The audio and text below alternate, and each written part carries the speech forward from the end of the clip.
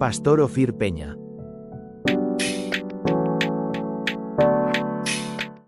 Hermanos, muy buenos días. Qué gusto estar con ustedes esta mañana una vez más. Y gracias por dejarnos compartir la palabra de Dios. Sus pastores a quienes amamos. Acá atrás si quieres. Aquí. Sí. Muy amable. Te lo agradezco mucho. Sus pastores son gente a los que queremos mucho, con los que hemos comido mucho y hemos compartido mucho también. Bueno, Dios nos ha permitido venir este año una vez más a casa. Mi esposa les manda saludos. Ella está predicando ahorita en la iglesia del pastor Juanjo, que hoy no quiere trabajar. Entonces, el pastor Juanjo hoy me ha hecho favor de acompañarme y estar todo el día juntos. Hoy nos tocan 4 predicaciones este domingo.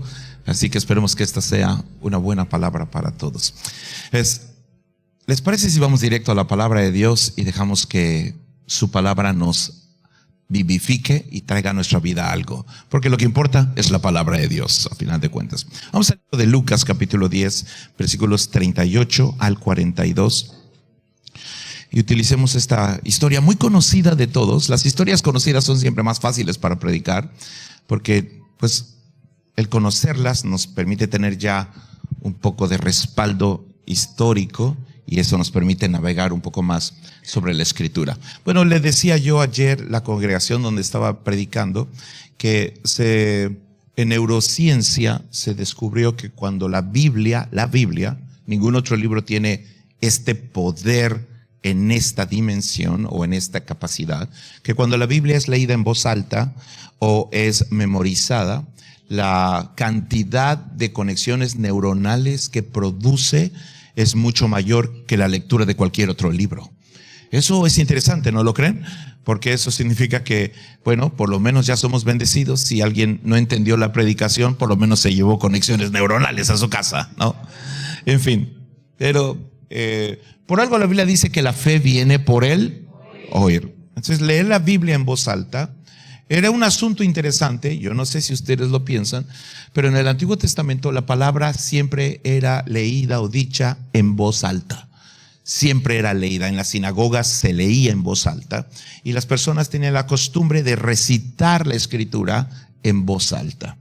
Por eso es que la fe viene por el oír y hay un impacto directo. Así que, bueno, tomando en consideración este pequeño tema neurológico, leámoslo en voz alta, del 38 al 42. Leámoslo todos juntos. Ahí están las pantallas. 1, 2, 3.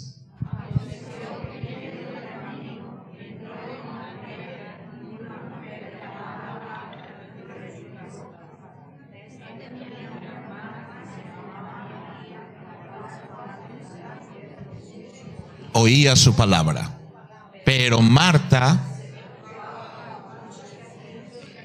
y acercándose dijo que mi hermana, dile pues,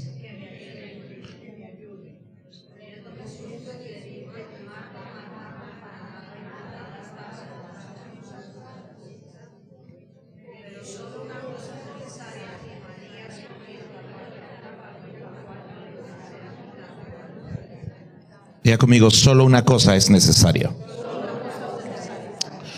Bueno, yo no creo que Jesús estuviera exagerando cuando dijo eso, ¿no? ¿Les parece si oramos un momento? Ore conmigo en voz alta. Señor Jesús, dame un oído para oír.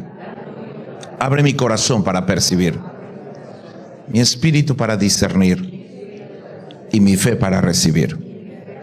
En el nombre de Jesús. Amén. Denle una ofrenda de palmas al Señor y tome su lugar. Tome su lugar.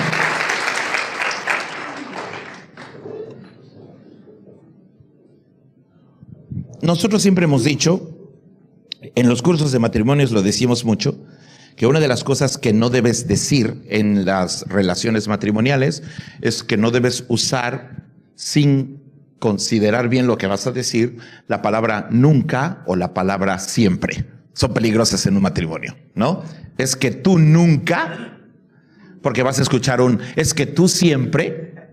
¿no? Así que matrimonios es un buen consejo no usarlas muy seguido porque polarizan y llevan las relaciones a posiciones extremosas que tú no puedes respaldar, ¿no? Y cuando a veces tenemos este diálogo, a veces mi esposa y yo estamos en estas charlas y uno de los dos decimos nunca o siempre, yo le digo no es nunca y no es siempre, ¿no? O ella me lo dice a mí en el hecho de aclarar que a veces sucede algo y nosotros lo llevamos mucho más lejos de lo que deberíamos llevarlo. Pero cuando Dios dice solo una cosa, diga conmigo solo una cosa, no está siendo exagerado, no está siendo presuntuoso, está siendo muy real. Porque si hay alguien que puede decir nunca, o puede decir siempre, o puede decir nada, o puede decir todo, es porque puede respaldar lo que está diciendo, ¿no? Si tú le dices a tu hijo, yo te puedo comprar todo lo que quieras, debes tener un respaldo en el banco para poder cumplir con esa palabra, ¿o no? Claro, por supuesto. Así que no le digas, sí, todo lo que quieras, porque te van a meter en problemas tus hijos.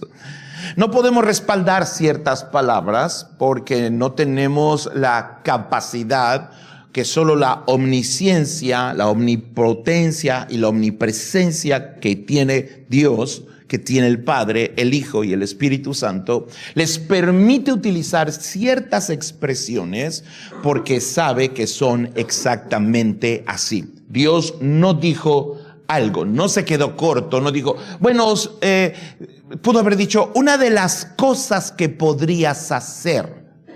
Él no dijo eso, él dijo solo una cosa. Por favor, dígalo conmigo, solo una cosa. Y perdone si le hago repetir un poco, pero soy hijo de maestro de primaria y me metieron ese bicho en la cabeza, ¿no? Está repite. Mi papá, que partió con el Señor hace ya unos 3 años y que pastoreó, gracias a Dios, una iglesia por muchos años. Mi mamá sigue pastoreando, por cierto, la iglesia, tiene 90 años de edad y sigue pastoreando la congregación. Y ¿saben una cosa? De que murió mi padre, mi mamá duplicó la iglesia de tamaño. Que Dios la bendiga. Mi mamá tiene problemas. Me dijo a los 89 años, Ofir, cómprame un carro. Y le digo, mamá, tú ya no debes manejar. Me dijo, sí, pero voy a tener una hermana que me ayude porque tengo que visitar hermanos y tengo que ir a orar a los hospitales y tengo que ir a visitar. En fin, que Dios la bendiga. Es muy problemático tener una mamá pastora a los 90 años porque no puedes ponerle ningún pretexto para no servir a Dios. O sea, no le puedes poner pretextos a una mamá que tiene 90 años, tuvo 10 hijos, ama de casa. Aleluya. Trabajaba y pastoreaba con su esposo. La persona que está a tu lado, ya nos batearon aquí esta mañana, ¿no? De entrada, ya nos bendijeron. Bueno, es importante comprender que cuando Jesús dice una cosa, no la dice sin razón de ser. Una de las cosas maravillosas de Jesús, 2 de las cosas que amo de Jesús son estas. La primera es que Jesús jamás intentó hacer sentir mal a la gente, haciéndolos saber, aunque era una realidad, que Él sabía más que ellos. Es absurdo esta forma de presentar la palabra de Dios. Él solo quería que ellos escucharan algo que cambiara sus vidas para siempre. Y yo creo que esta mañana, quizá lo que escuchemos cambie nuestras vidas para siempre también. La segunda cosa que me gusta mucho de Jesús es la manera magistral de resolver los problemas de las personas. Si hay algo que me gusta, es ver a Jesús. Tenemos durante 3 años a Jesús resolviendo situaciones de personas. Y la manera magistral en la que lo hace, a mí nunca me ha dejado de asombrar. Cada vez que veo cómo trató con algo. Esta historia en particular me parece como si fuera la síntesis de cómo Jesús resuelve los conflictos y problemas de los seres humanos. Y no solamente cómo lo hace, pero dejó en la misma historia los principios y las herramientas de cómo Él lo hace para que nosotros sepamos cómo enfrentarlos. Amén. o cómo ayudar a otros. Así que esta historia es muy interesante, es muy profunda y ¿hasta qué horas tengo? Bueno, vamos a ver hasta dónde llegamos. Al fin que aquí me voy a quedar toda la mañana, hasta la segunda reunión. Y bueno, Jesús, esta historia tiene un mismo problema y tres perspectivas diferentes. La primera perspectiva la arroja Lucas en esta historia. No sé si podemos regresar al versículo 38, si eres tan amable. Por ahí voy a estar brincando entre los versículos. Gracias. Ya lo vi aquí por el espejito que dice que lo estás haciendo muy bien. Te lo agradezco. Muy bien. Quien escribe esta historia es Lucas. Diga conmigo, Lucas. Dios escogió a Lucas en particular para escribir el orden de dos grandes momentos de la vida. Uno, la historia de el primer año de vida, el nacimiento de Jesucristo. Su nacimiento en particular, 80 versículos en el capítulo 1 de Lucas, es una síntesis magistral de toda la historia, comenzando con Juan el Bautista, hasta el momento en el que Jesús, ya en el capítulo 3, es bautizado en el Jordán. Pero todo el capítulo 1 narra toda la historia. Poner en 80 versículos la historia del origen, nacimiento de la persona más importante en el planeta Tierra no es una tarea fácil, ¿no?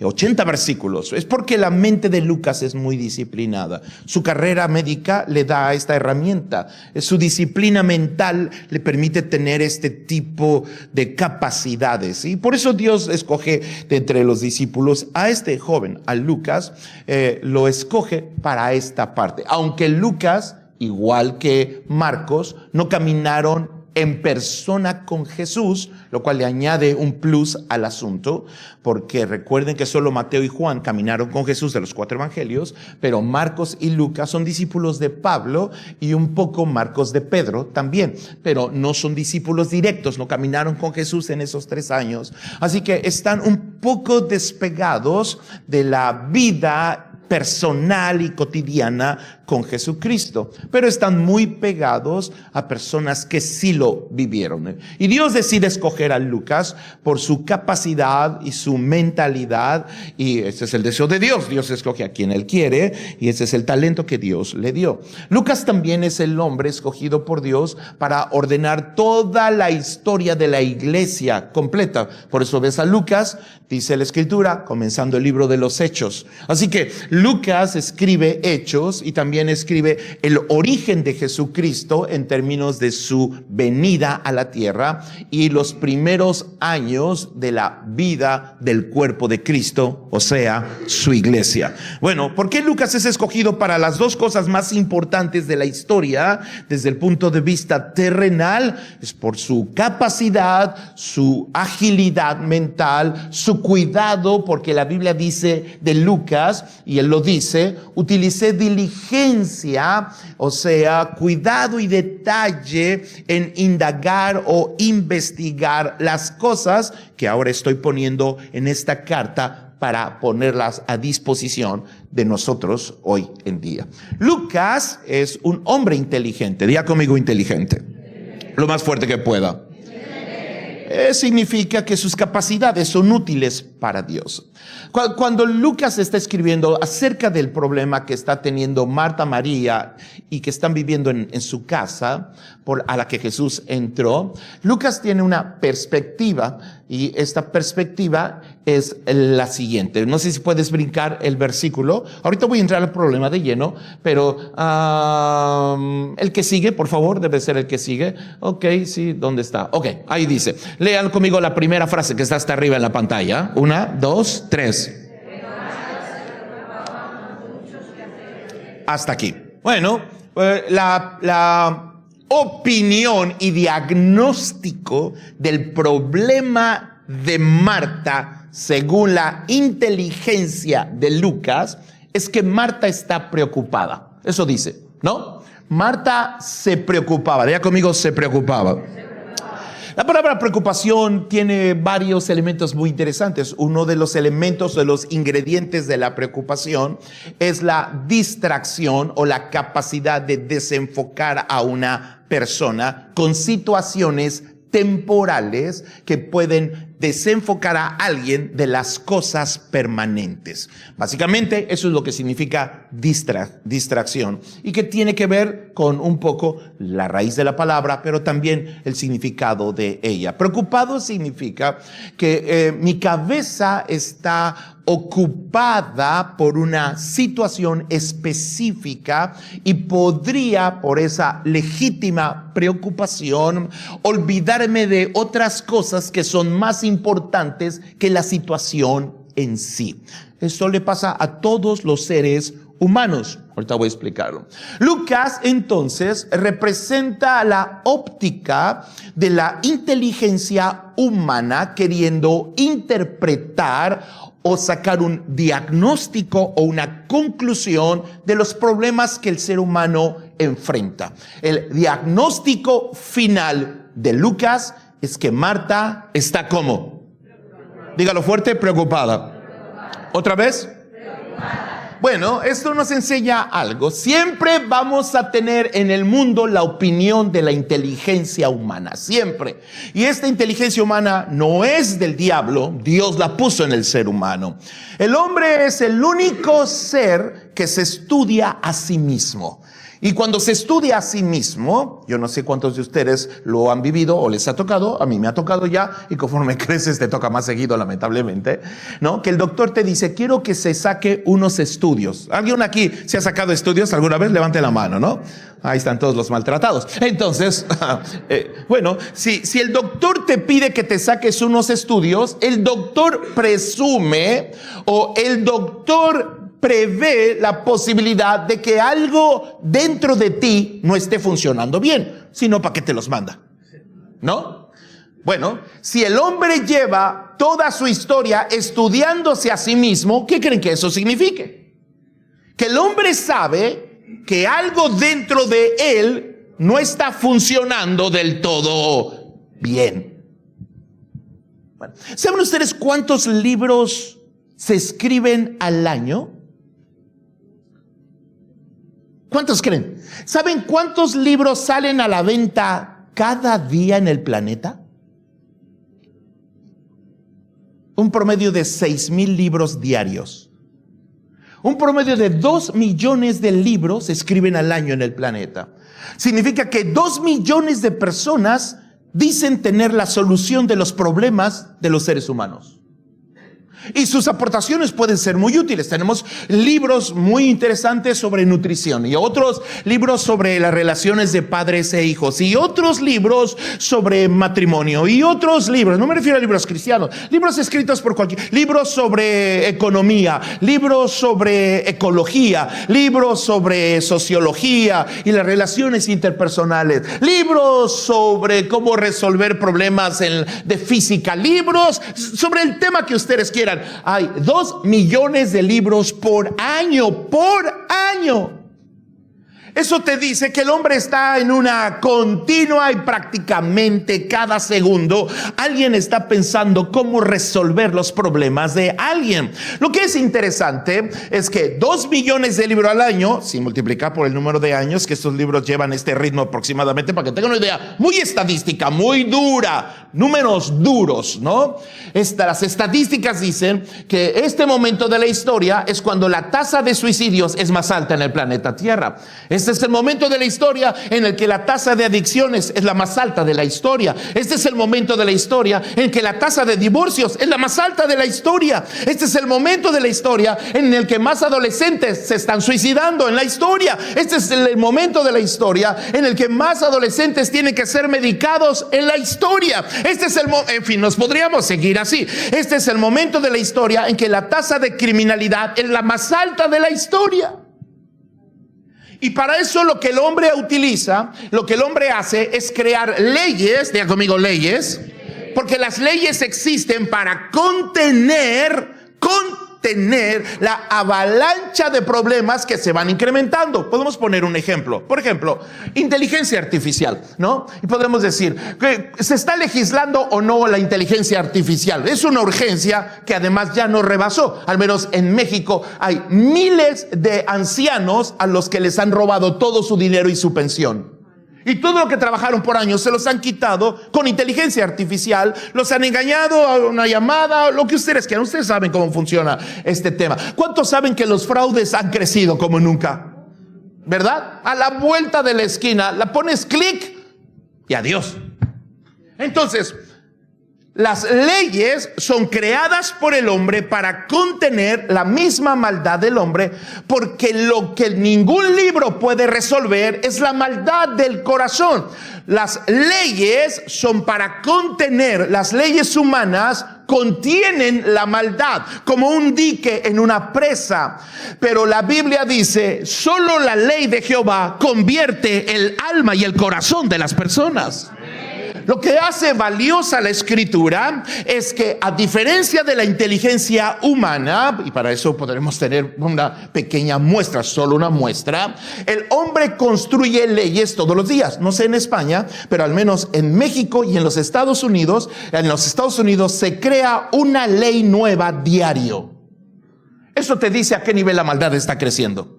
Una ley contra esto, una ley contra aquello. Llega un chico con un arma, entra a una escuela, le dispara a todo el mundo, y ahora hay que legislar una ley para poder revisar las mochilas de las personas. Y hay que poner arcos de metal a las entradas de las escuelas. En fin, se crean un montón de leyes que son para tratar de retener o de detener o contener una maldad que sigue creciendo y que 2 millones de libros al año no pueden resolver. ¿Saben una cosa? Cuando Dios estaba con Adán y Eva en el jardín, les dijo, ustedes no necesitan tantas leyes, solo necesitan una: no coman de ese árbol.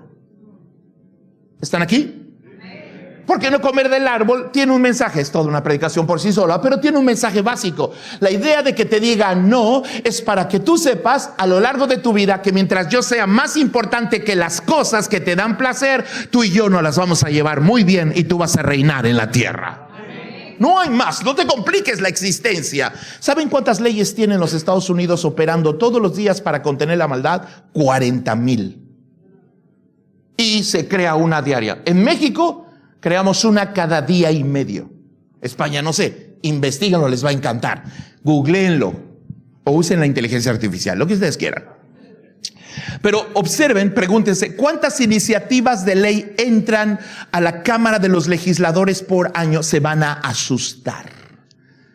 Eso solo te dice que el mundo no puede con... Bueno, Estados Unidos tiene 40,000 leyes operando federales. Estas leyes, no, federales y estatales, federales debe de tener, o sea, las que aplican para todos los estados en los Estados Unidos, deben de ser cerca de 12,000. ¿Saben cuántas leyes operan a nivel federal en el pueblo de Israel, en la nación de Israel? 500.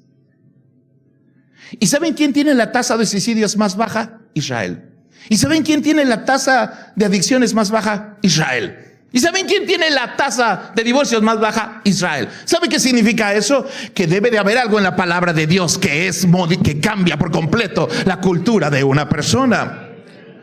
Bueno, Lucas es la óptica de la inteligencia humana, su aportación. Lucas no está errado, lo vamos a ver más adelante. Lucas sabe que tienen un problema y Lucas sabe que hay algo que no está funcionando bien, pero no sabe cómo resolverlo. Así que dice, Marta está ya conmigo preocupada. Ese es el problema de Marta. Bueno, avancemos un poco porque si no el tiempo no me va a alcanzar y veamos la siguiente perspectiva del mismo problema. Ahora hablemos de Marta en particular. Diga conmigo, Marta. Ok, muy bien. Dice, acercándose dijo, Señor, no te da cuidado que mi hermana me deje servir. ¿Cuál es la perspectiva de Marta? Bueno, hay que tomar en consideración 2 pequeños aspectos históricos de esta historia que son necesarios para su comprensión. Esta es la primera vez que Marta, María y después Lázaro, quien se va a sumar a esta historia y que se convertirán en grandes amigos de Jesús, es la primera vez que van a platicar. Esta es su primera charla. Ellos no se conocen. Bueno, y obviamente, como a todos nos pasa, Marta cree que necesita darle antecedentes a Jesús sobre lo que le está pasando, como si Jesús no lo supiera. Porque Jesús te conoce. Aunque tú te tardaste años en conocerlo a Él, Él te conocía desde hace siempre. Muy bien, pero Marta tiene pues el impulso natural de decir, Jesús, te quiero dar un poco los antecedentes de mi vida para que me comprendas. ¿Están aquí? Es interesante porque el evangelio ha ido mutando, lamentablemente, si no somos cuidadosos, de un evangelio de convicción de fe a un evangelio de comprensión de situación. La gente ya no quiere una convicción porque esta requiere confrontación, quiere comprensión porque esta no lo requiere. Pero escucha, cuando una persona busca comprensión, lo que está tratando de no enfrentar es la necesidad del arrepentimiento, que es la base de la transformación de un ser humano. ¿Están aquí? Así que necesito que me comprendas. No estoy hablando de amor y de aceptación, sino de que a veces necesitamos, por Dios, que la palabra nos confronte un poco, porque Dios quiere lo mejor para nosotros. ¿Cuántos de aquí creen que Dios quiere lo mejor para nosotros? Bueno, una sola cosa es necesaria. Ahora, la conclusión de Marta es esta. Mi problema no es preocupación, mi problema es que me dejaron sola. Esta es la conclusión de Marta de su propio problema. Y ahora cualquiera diría, bueno, Marta ha vivido con Marta toda su vida. Así que Marta debería entonces, puesto que ha vivido con ella misma todos los días de su vida, no es extraño que alguien que ha vivido consigo misma crea que sabe cuál es su problema. ¿Están aquí? No es raro, y esta es la razón por la cual a la gente no le gusta la consejería.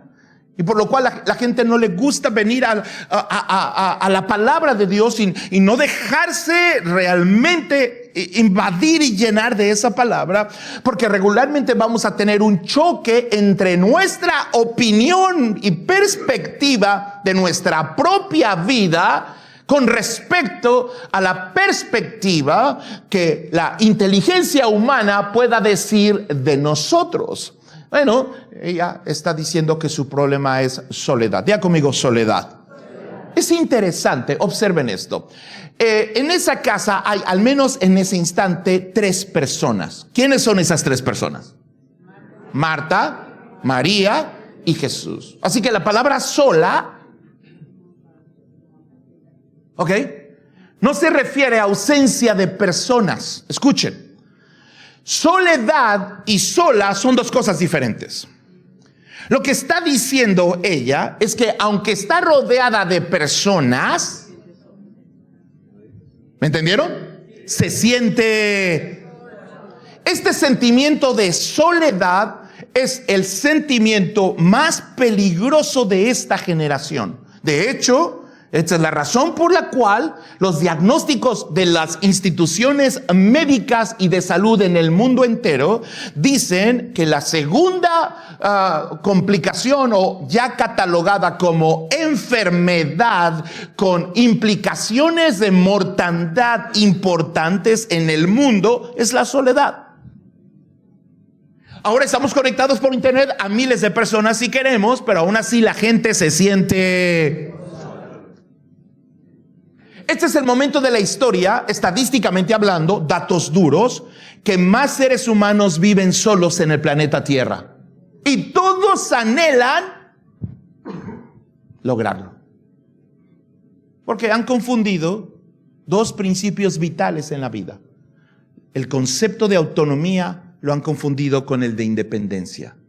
Y esta confusión entre autonomía e independencia está pagando el precio más alto de todos. Está empujando cosas como divorcios en masa. Está empujando cosas en el mundo como tener más perros que hijos, por ejemplo. Este sentimiento de soledad es peligroso porque es el que abre la puerta a 2 cosas importantes. 1, el sentimiento de soledad produce de manera natural en los seres humanos la idea de que Dios no está presente en su vida. ¿Están aquí? El que tengas un problema presente no significa que tienes un Dios ausente. De nuevo, el que tengas un problema presente no significa que Dios está ausente. Significa que tienes un problema, porque ahí tienes a Jesús en la casa de la persona que tiene un problema. Ahora, cuando una persona se siente sola, puede entonces empezar a tener primero un conflicto con Dios. ¿Por qué no me ayudaste o no me estás ayudando, Dios? Si yo tengo este problema, es mucho más fácil caer en otro tipo de trampas mentales que van a venir en forma de ideas en mi mente que me empujen. La soledad abre la puerta a las adicciones, ¿sí o no? La soledad abre la puerta al suicidio. La soledad abre la puerta a la depresión. La soledad abre a la puerta a la necesidad de medicaciones exageradas. La soledad abre la puerta a problemas de relaciones interpersonales. La soledad abre la puerta a una errática conceptualización de ti mismo en la vida. En fin, la soledad afecta, es uno de los problemas más grandes. Ya es una enfermedad catalogada. Y es tan fuerte. Así que Marta es una sociedad que está viviendo un problema. El problema no son los platos que no están lavados y la cama que no está tendida. Bueno, hay que tender la cama, ¿no, hermanos amados? Y hay que lavar los platos. Pero el problema es cómo se siente Marta, no los platos en sí. ¿Me entendieron? Esta es la perspectiva de Marta. Y ahora voy a decirles algo todavía más pesado. ¿Puedo ser un poquito más profundo? Cuando Marta cree que sabe más que Jesús cuál es su problema, pues obviamente va a tener la tendencia natural, todos la hemos regado en esto, hermanos amados, todos, de querer decirle a Jesús lo que creemos que necesitamos. Sí. A ver, ¿a qué le suena esto? Tengo a Jesús enfrente, pero la ayuda que necesito es de María. ¿Entendieron? Tengo a Jesús en mi casa, tengo a Jesús conmigo, pero de quien necesito ayuda es de otra persona. Aleluya. Esta es la perspectiva que tiene Marta de sí misma, porque tantos años de vivir con ella misma le hace creer que se conoce mejor que Jesús. Diga conmigo, nadie me conoce mejor que Jesucristo. Lo más fuerte que pueda, diga, nadie me conoce mejor que Jesucristo. Póngase de pie rápido, lo más rápido que pueda. Busque 2 o 3 personas y dígaselo. Nadie te conoce mejor que Jesucristo. Dile, nadie te conoce mejor que Jesucristo.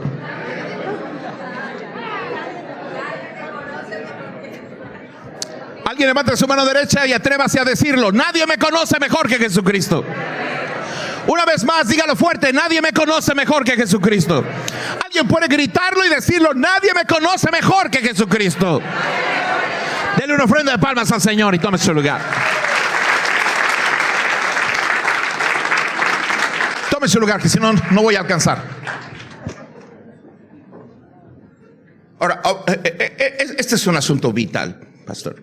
Los pastores lo vivimos todo el tiempo.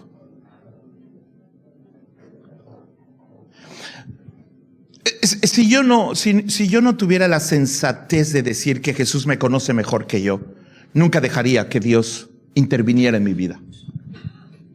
Porque yo pensaría que quizá Jesús, como creo que Jesús no ha estado conmigo todos los días, quizá Jesús necesita una ayudadita de mi parte.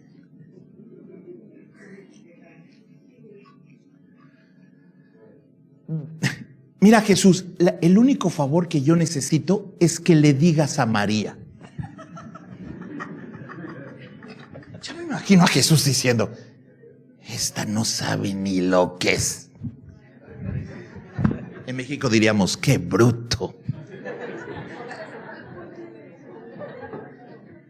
Ahora, Marta no está siendo hipócrita, está siendo muy honesta. Gracias a Dios por eso. Pero no sabe lo que está diciendo. Así que he terminado mi introducción y comencemos con la predicación ahora. Ahora a Jesús le toca hablar. Ya vimos el diagnóstico de la inteligencia humana. ¿Puede reconocer los problemas que hay en el hombre? Sí. Tiene la capacidad de reconocerlos, pero no tiene la capacidad de resolverlos. La condición del hombre prueba eso. Algunos dijeron, no, este tipo va a resolver el problema de los países. Socialismo, comunismo, capitalismo, ponle el nombre que quiera, lo va a resolver. Dígame, ¿quién lo ha resuelto? Nadie. Pero que el hombre identifica los problemas, por supuesto. Dios nos dio la inteligencia de darnos cuenta que estamos en problemas. Pero creer que los podemos resolver o creer que los podemos diagnosticar, eso es peligroso. Ya vimos en qué termina una sociedad que cree que sabe más que Dios. ¿Están aquí? Los problemas mentales, psicológicos, sociológicos de una sociedad son su arrogancia de creer que saben más que Dios. Pero ahora escuchemos al médico de médicos. ¿Están listos? Siguiente versículo, si eres tan amable, mija, te lo agradezco. Muy bien, aquí viene Jesús. Este es el diagnóstico de Jesús. Léalo fuerte. 1, 2, 3.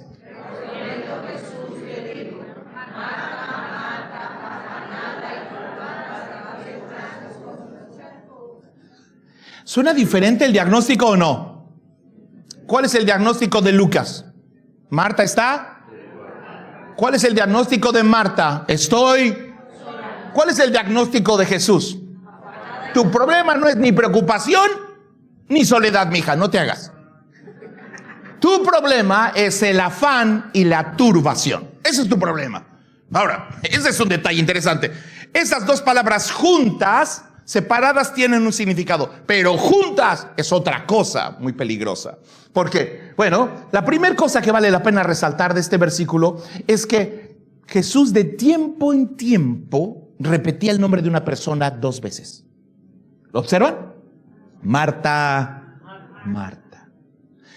Esta repetición de los nombres me parece una de las cosas más hermosas de Jesús.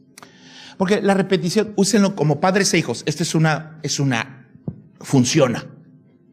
Amén. Hagamos un mini congreso de padres e hijos en este momento por un minuto. Un mini congreso, un mini seminario de padres e hijos. La intencionalidad de la repetición, porque en la Biblia no hay nada de sobra, todo es perfecto. La palabra de Dios es la ley que tiene el poder de convertir el alma de las personas. La ley de Jehová tiene ese poder. Convierte el alma.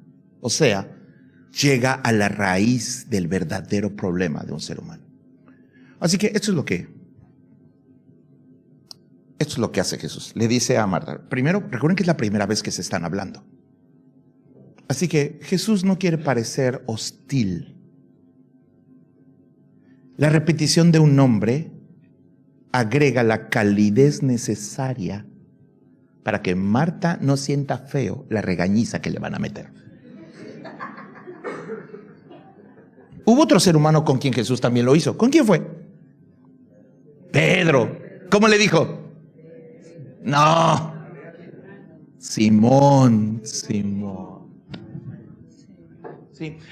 Si tú le dices a alguien, Marta, pero cuando le dices, Marta, ¿notan la calidez del tono? La expresión de la calidez es una forma de decir, te quiero mucho, te voy a dar una pero te quiero. Así que voy a decirles algo. Si solo dijera Marta, como los hijos, yo lo he probado con mis hijos y me ha funcionado muchísimo. Por lo menos con sus hijos sirve a cualquier edad. Pero de pequeños sirve bastante. De adultos, Dios que los bendiga. Pero Jesús lo usó con los adultos, también los adultos lo necesitan. ¿no? Esta repetición es, ustedes lo han hecho alguna vez, todos lo hemos hecho, nada más que quizá no lo habíamos notado, ¿no? Cuando alguien a quien queremos se equivoca, usamos, ay, Juanita, Juanita. ¿No lo han hecho? Ahí está. Es porque Jesús está tratando de poner en la mesa primero que nos ama. Porque Dios al hijo que ama tiene que...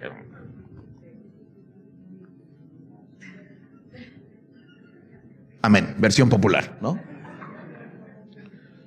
Entonces, como es tu primera charla, Jesús no quiere parecer que llegó luego con la vara desenvainada para ajusticiarse a la pobre de Marta, que cree que sabe más que Jesús. Así que Jesús le hace saber, solo con la pura repetición de su nombre, que es muy querida, a pesar de que apenas se están conociendo, porque la realidad es que Jesús la conoce mejor que ella a Jesús. Y si hay alguien que ama, Jesús ama más a Marta que Marta a Jesús. ¿No? ¿Cómo lo sabemos? Lo sabemos porque tan solo unos meses después hay una expresión dicha por Lucas. Y amaba a Jesús a Marta. ¿Recuerdan? A su hermana y a Lázaro. Y amaba a Jesús. Jesús te ama. Amén. Dije, Jesús te ama. Amén. Bueno, habiendo dicho que Jesús te ama, ¿cuántos lo creen? Amén. Ahora viene la regañiza. ¿Puedo? Levanten la mano si puedo. Sí, ya les eché suficiente miel, ¿no? Ahora va lo que sigue. Tu problema, Marta, es no sé qué voy a hacer en 10 minutos. Tu problema, Marta, es el afán. Diga conmigo, el afán. Porque el afán mal manejado se le va a añadir su prima hermana llamada turbación. La palabra turbar es una palabra que se utilizaba para desmembrar algo. Esa es la palabra, desmembrar o desmoronar. Básicamente está diciendo esto. Marta, la realidad es que estás colapsando. Esta situación te está haciendo colapsar. Tu mundo se está desmoronando. Y lo que lo está provocando, este colapso en tu vida, es el afán. Así que hablemos de afán por los últimos 10 o 15 minutos. ¿Me permite? Déjeme definir afán desde el punto de vista como lo veo en la Escritura que Jesús lo planteó. Ningún predicador es absoluto, solo la Biblia es absoluta. Pero todos vemos un poquito de algo. Y esto es lo que yo vi. Por si alguien quiere escribir, esto les va a ser muy útil. Afán es la presión diaria que la vida ejerce sobre una persona. Es una definición muy personal. Afán es la presión cotidiana que la vida ejerce sobre una persona. Observen esto porque esto va a pasar. Hoy en día el afán está alcanzando a los niños y los niños no saben cómo manejar la presión. Ya conmigo, la presión. Lo más fuerte que pueda. ¿Alguien ha sentido la presión de la vida? Sí, pero yo siento una losa encima de mi cabeza todos los días. ¿No? Ahora, Jesús enseñó 3 cosas con respecto al afán. Hay 3 cosas que Jesús dijo del afán que debemos saber sus hijos. Número 1, todos los días tienen su dosis de afán. Todos los días. Diga conmigo, todos los días. Parece una mala noticia, pero no lo es. Cada día tiene su propio mal, dice la Escritura. Todos los días hay algún tipo de presión en nuestras vidas. El tráfico, el tiempo, ¿no? El trabajo, el alimentar a nuestros hijos, conseguir novia. Aleluya, ¿no? Bueno, todos tenemos algún tipo de presión. ¿Alguien aquí la siente diario? Levante la mano, sí. Si no, Dios que te bendiga, ¿no? O sea, Eres un ángel. Quizá caído, ¿no? Pero un ángel al fin, ¿no? Pero bueno. La segunda regla que Jesús dijo es esta, y esta es vital en la iglesia cristiana: que cada persona experimenta un afán distinto que otros. ¿O no? El chico que quedó huérfano experimenta una presión distinta que el que tiene padres. Claro. El que tiene trabajo experimenta un afán diferente del que tiene trabajo, el que no tiene. Claro. El que tiene que tomar un transporte público para llegar a su trabajo y le toma 2 horas, ¿tiene un afán diferente? Sí, para cada persona el afán es diferente. Por eso el apóstol Pablo dijo esto: nunca juzgues a nadie porque no sabes bajo cuánta presión está esa persona. Y esta es la razón por la cual no nos criticamos en la iglesia. Y todo el pueblo dijo: Marta, Marta. Sí, porque entienden, Marta está criticando a su hermana. Marta, como tiene un diagnóstico erróneo de sí misma, se da el lujo de que puede diagnosticar la vida de otro ser humano. Pablo dijo: no se te ocurra juzgar a otra persona, porque para empezar, tú no has estado en sus zapatos. Así que no sabes bajo cuánta presión está esa persona. No lo vives, no lo sabes. No sabes si esa persona fue abusado de niño. No sabes si esa persona fue golpeada por su padre. No sabes si esa persona fue abandonada por alguien. No sabes si a esa persona le robaron o lo traicionaron. No sabes si esa persona tiene una enfermedad incurable. No sabes lo que está viviendo esa persona. Así que la segunda regla del afán es: todos tenemos un afán diferente. Nunca critiques a nadie, y menos en la casa donde Jesús esté presente. Interesante. Bueno, me quedan 7-8 minutos más o menos, ¿no? ¿Puedo? Sí. ¿Me aguantan 8 minutos más? Ya casi termino esta primera parte.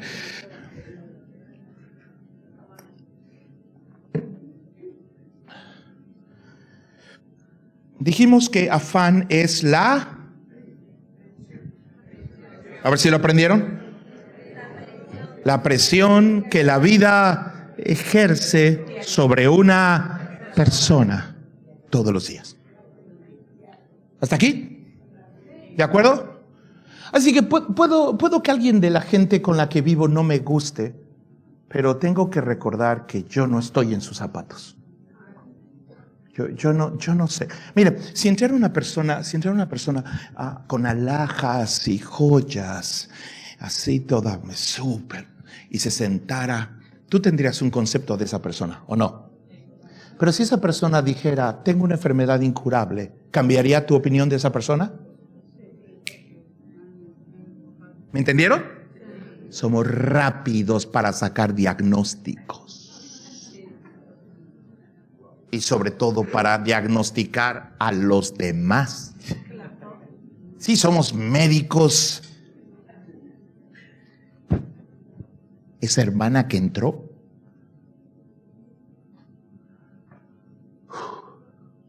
Jesús tenía que atacar este problema. En realidad estaba cuidando de su casa, porque esa casa donde estaba Jesús, Marta, María y Lázaro, es la iglesia de Jesucristo. Así que no le estaba hablando solo a una mujer, a su hermana y a Lázaro.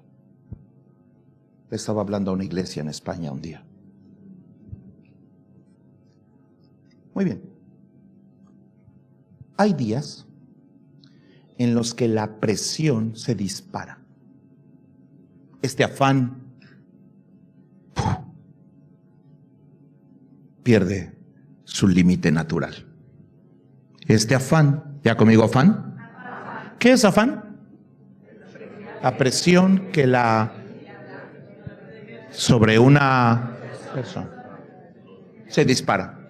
Pero es posible que mañana yo me levante para ir a la escuela y a lo mejor me despierto y mis hijos tienen que ir a la escuela, pero mi hija tiene fiebre. ¿La presión va a aumentar ese día o no? Claro. Muy bien. ¿De acuerdo? Así que lo primero que usamos, y esto no está mal, aunque podríamos usar una ruta mejor, es que usamos a Lucas, o sea, la inteligencia humana. Recuerden que la inteligencia es el recurso que Dios depositó sobre los seres humanos para resolver problemas. Básicamente es lo que es. La gente que resuelve grandes problemas les llamamos genios.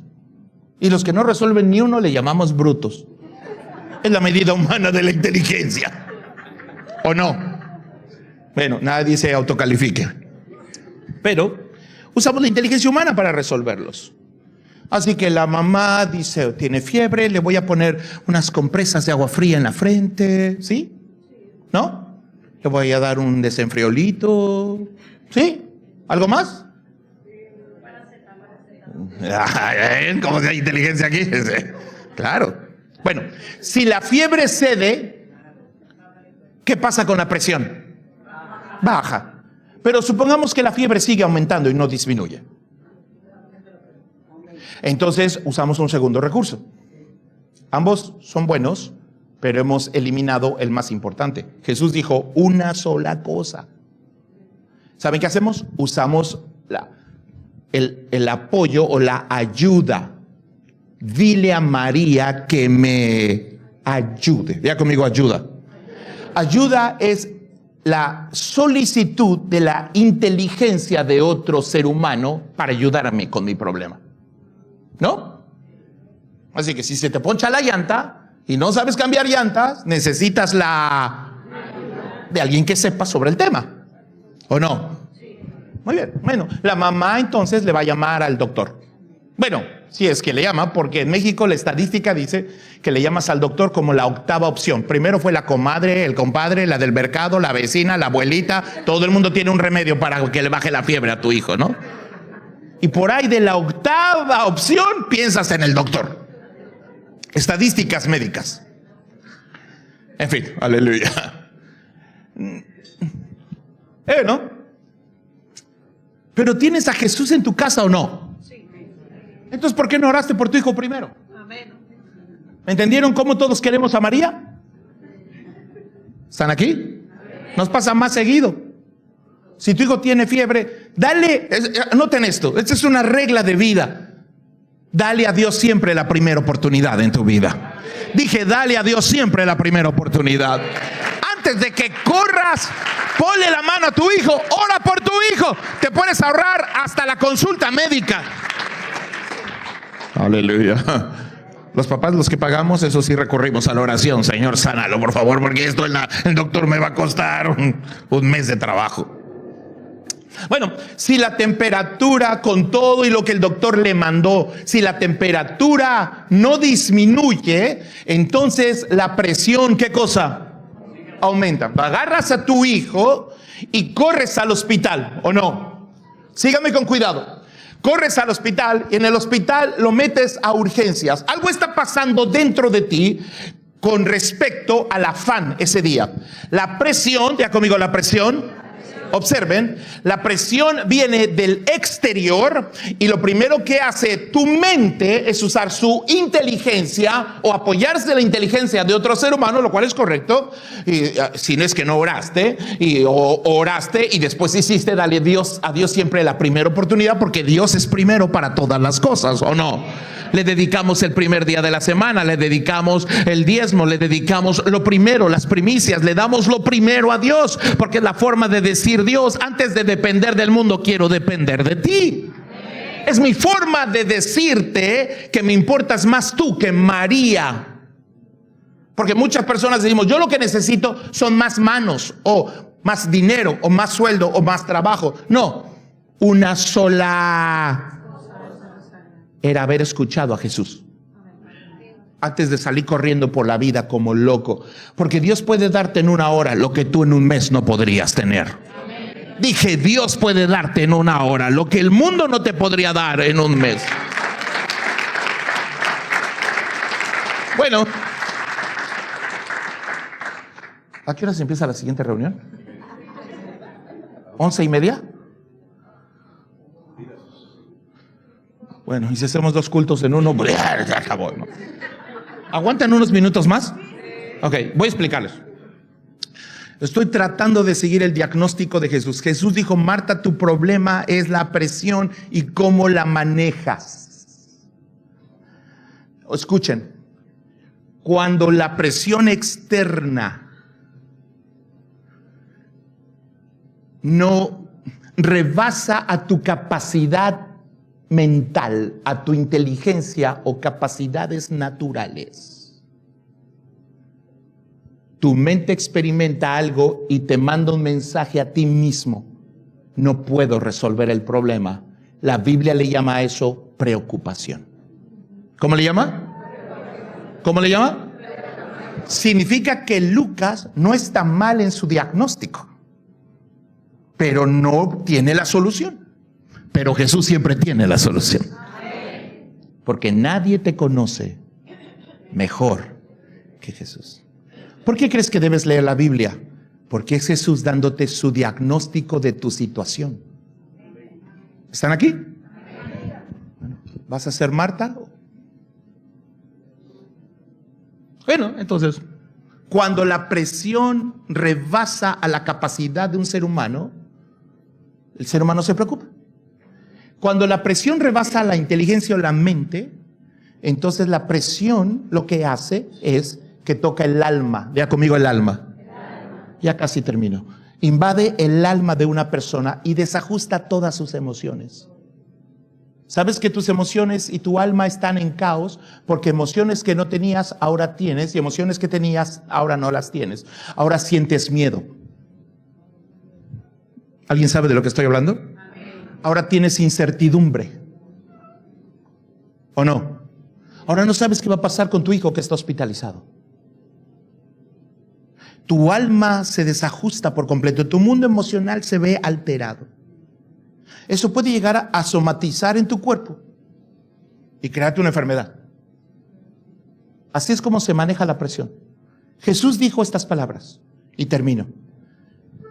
Marta, la razón por la cual no has podido con el problema es porque no te has fijado cómo lo hace mi iglesia. María es un símbolo de la iglesia de Cristo. Porque María está como tú hoy en día, sentados a los pies de Jesús, escuchando sus palabras. Una sola cosa. ¿Por qué es tan diferente? Eso es lo que le está diciéndole a Jesús. Mira a tu hermana.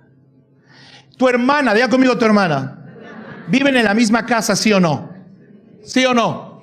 Sí. Eso es lo que vivimos. Somos la iglesia de Cristo. Vivimos bajo el mismo techo que el planeta Tierra, que toda la raza humana. Tenemos los mismos problemas, tenemos las mismas presiones, vivimos las mismas circunstancias, pero las manejamos de una manera completamente diferente.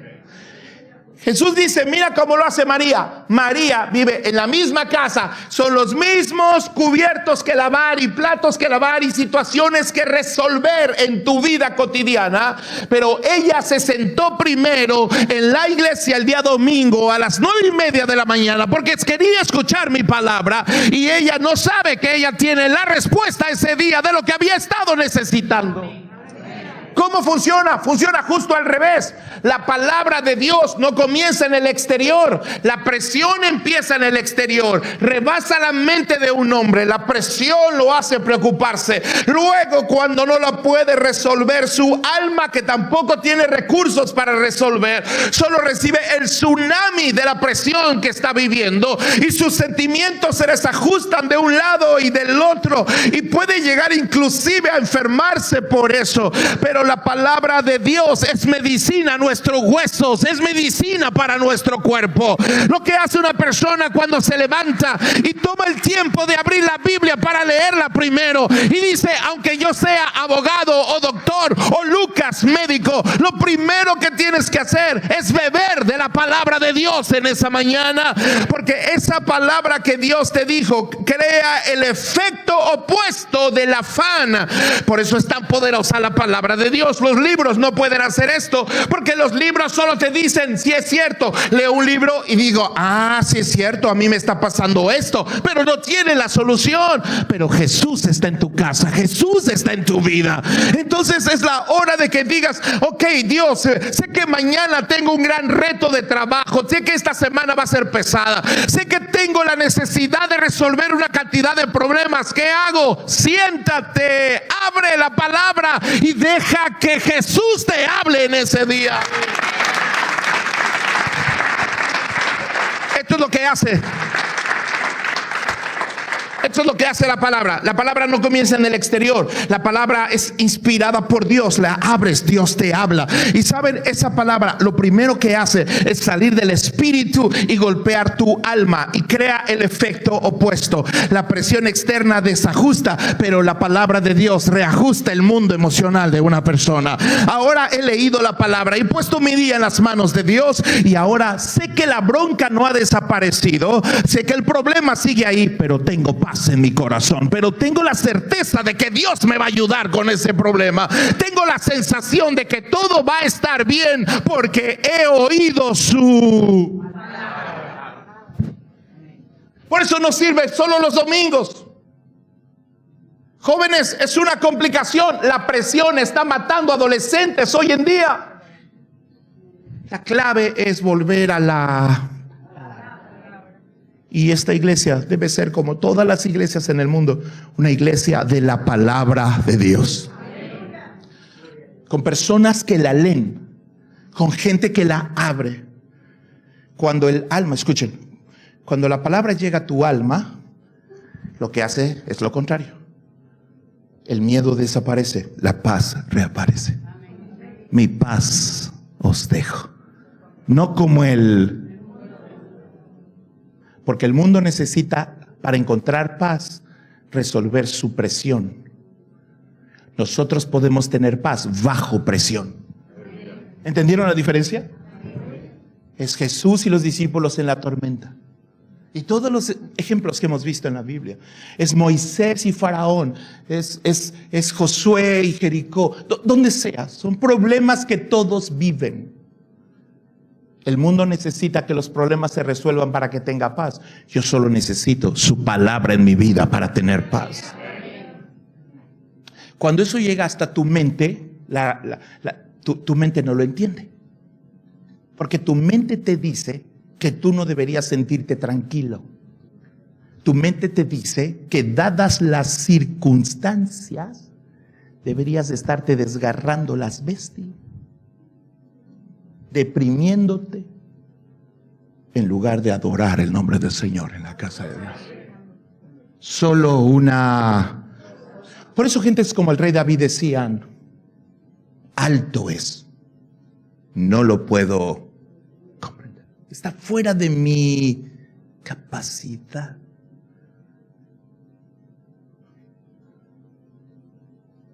Una sola cosa te pedí. Hace unos 5 meses diagnosticaron a mi esposa con cáncer. Y ahí estábamos en nuestro propio afán. La presión se nos disparó un día. De entrada, todos tus planes se ven amenazados. Todos nuestros sueños se ven. Ahí estamos en el doctor escuchando el diagnóstico. Y mientras estamos escuchando el diagnóstico, mi esposa y yo llegamos a la casa y lloramos. Nos sentamos en la sala, nos fuimos a nuestra recámara y antes de avisar a nuestros hijos, lloramos. No era fácil, no es sencillo, para nadie lo es. Este es el diagnóstico de una inteligencia humana. Pero Jesús dijo: no seas Marta, sé María. No te apoyes en un diagnóstico de Lucas ni en el de Marta. No te creas lo que tu cabeza te está diciendo en este momento. ¿Dónde está Dios? Y si Dios es esto, y entonces ¿por qué esto? Pero yo toda mi vida he ido a una iglesia, pero entonces ¿por qué me sucedió esto a mí? Pero ¿por qué ahora que acabo de pagar mi casa? ¿Y por qué ahora que acabo? Y ahora tengo este. ¿Me entienden? ¿Alguien sabe de lo que estoy hablando? Todo tu mundo parece que se turba, o sea, colapsa. Mientras estábamos llorando en esos días, fueron varios días de llorar. Un día Dios hizo un cambio que yo no vi venir. Nació de mi esposa. Me dijo, Ofir, me dijo un día, como al tercer día, me dijo, Ofir, acabo de recordar algo. Ella se veía distinta. De eso está predicando ella allá, su propia historia. Me dijo, Tere, a principios de año, siempre a principios de año, ¿me permite que les cuente rápido esto? Levante la mano, sí, puedo contárselos. Ahí están los chismosos de la iglesia. Nadie se ha salido hoy de la reunión, ¿no? En fin. Si alguien se quiere quedar a la segunda, lo van a disfrutar mucho. Si alguien quiere decir hoy hagamos una locura, quedémonos a 2 reuniones en lugar de una. No saben lo que puede pasar en la segunda reunión. No solo porque no es el mismo mensaje, sino porque quizá hoy Dios pueda hacer algo especial en tu vida. Mi esposa me dijo estas palabras, ya porque tengo que terminar. Si no, los pobres de alabanza ya los estoy metiendo en presión y en un afán, ¿no? Pero la van a hacer bien, ya vi que sí lo saben hacer. Dios que los bendiga. En fin, bueno. Mi esposa me dijo, mi esposa tiene la costumbre de cada fin de año tomar un tiempo para orar. Cada fin de año toma un tiempo para orar. Y le pide a Dios una palabra para todo el año que viene. Esa es su costumbre personal. Me parece una gran disciplina, un gran ejercicio. Me dijo, Fir, ahora entiendo algo que no había entendido, dice, y lo había olvidado.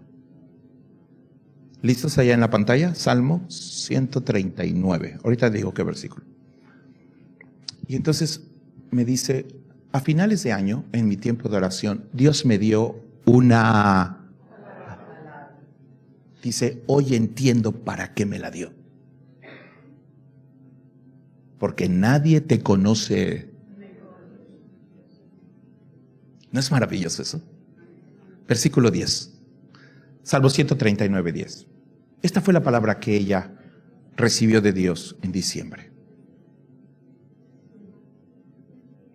Aún ahí me guiará tu mano y me asirá tu diestra. Dice Ofir, no lo había entendido. No teníamos problemas económicos, no teníamos problemas de algún tipo mayoritario. Tenemos algunas situaciones que estamos orando por ellas porque no se han resuelto todavía. Algunas que llevan años y que no se han logrado resolver y que representan una presión como familia. Pero esa fue la palabra que Dios le dio. Cuando la recordó, todo su mundo y su cara y todo cambió. Me dijo, ya Dios me había dicho, yo voy a estar ahí. Eso es todo lo que necesita. No le dijo, me van a sanar o no voy a sanar, me voy a morir o no. Dios no le dijo nada, solo le dijo, yo voy a estar ahí. Ahí te voy a sostener. Nuestra actitud con respecto a todo lo que siguió en los siguientes meses ya no fue la misma. La presión desapareció. El cáncer seguía ahí, pero Dios estaba también ahí. Y decidimos que Jesús pesara más que el cáncer en nuestra vida. Decidimos que la palabra nos bendijera más. Cierre sus ojos donde están en su momento. Oremos para terminar.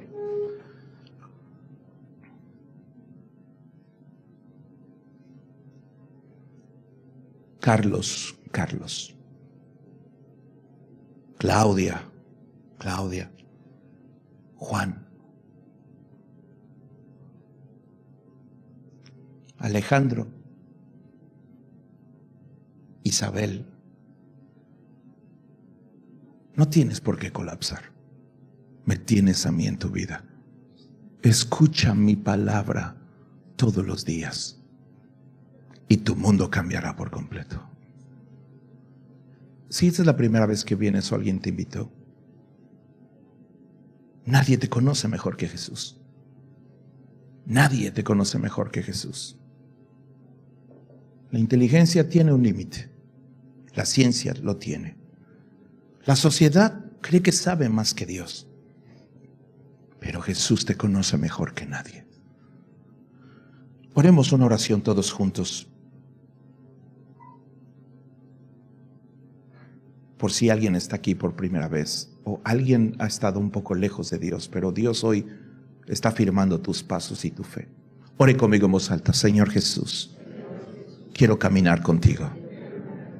Quiero caminar de cerca. Quiero escuchar tus palabras. Gracias por morir en la cruz.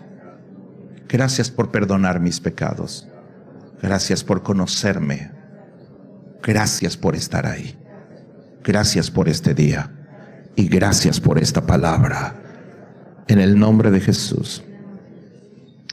Amén. Ponga su mano en su corazón. Déjeme orar por ustedes. Padre, quita todo afán en esta hora. Todo afán, quítalo. No estamos pidiendo que desaparezcan nuestros problemas, sino que nos enseñes a manejarlos como hijos de Dios, con herramientas que no son carnales, sino poderosas en Dios. Mantenga su mano en su corazón. Un momento. ¿Me ayudas en el teclado, por favor? Un instante. Corran, por favor, que la persona del teclado ayúdeme.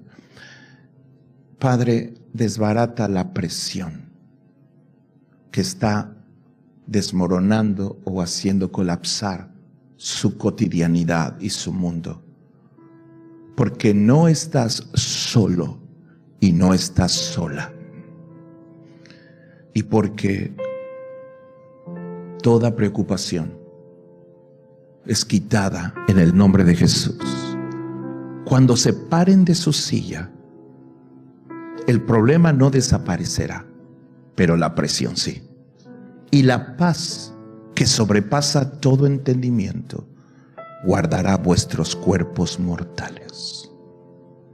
Así que van a salir de aquí en completa paz, porque tú guardarás en completa paz a aquel cuyo pensamiento en ti persevera, porque es en ti en quien ha confiado. Respire por un momento y descanse en el Señor. Él es nuestro Dios.